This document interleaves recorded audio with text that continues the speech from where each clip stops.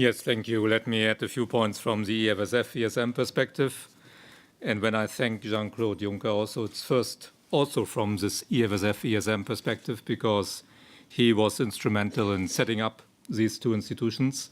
And the Luxembourg authorities have been extremely cooperative and helpful in this process. But beyond that, from a personal perspective, I've known Jean-Claude for 20 years, and I could witness his work, first preparing EMU in the 90s, working on its improvement, and now the last few years during the crisis. And I would say that Jean-Claude Juncker, for me, is really one of the true and great Europeans of our times. And I want to congratulate Jeroen Dijsselbloem, not so difficult to pronounce, and also promise you all the support from the EFSF and ESM that we can provide.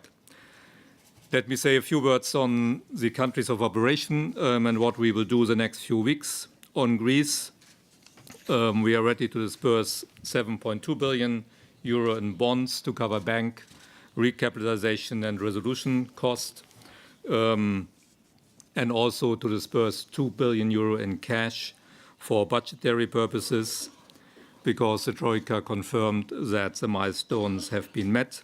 All this will be formally endorsed and finalized by the EFSF board in a week's time. Still on Greece, I also want to mention that the segregated account, which you may remember, which exists and into which the EFSF makes its disbursement upon the request of the Eurogroup, and which we monitor very closely. There's work ongoing. We have agreed with the Greek authorities to provide us with regular data on projected public debt payments, as well as detailed statements of executed financial flows. We have already received this information for January and February, and we are in close cooperation with the Ministry of Finance, the Bank of Greece, and the Privatization Fund in order to organize an efficient way to monitor all the transactions made into and out of this account. Second, on Spain, as Jean-Claude, the chairman, already mentioned, the ESM supports the Troika's recommendations and therefore will disperse the second loan tranche of a bit less than 2 billion euro for the recapitalization of Group 2 banks. Due to the strict implementation of the program, the disbursement is much lower than initially thought. That is, of course, good news. Spain is aligned with its commitments in the MOU and the timetable, and the disbursement is again expected to be legally approved by the ESM board in a week's time.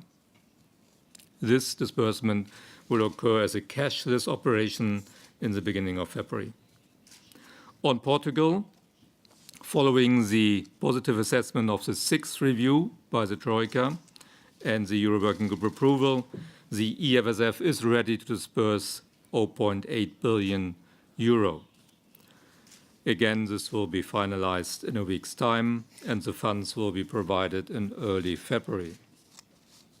I want to add that there has been some confusion in some media, I think, concerning the exact amount which the EFSF will disperse to Portugal overall. Let me emphasize that the net disbursement amount to Portugal during the period 2011 to 2014 will be 26 billion euro as initially planned. The amount will not be increased as some had wrongly understood.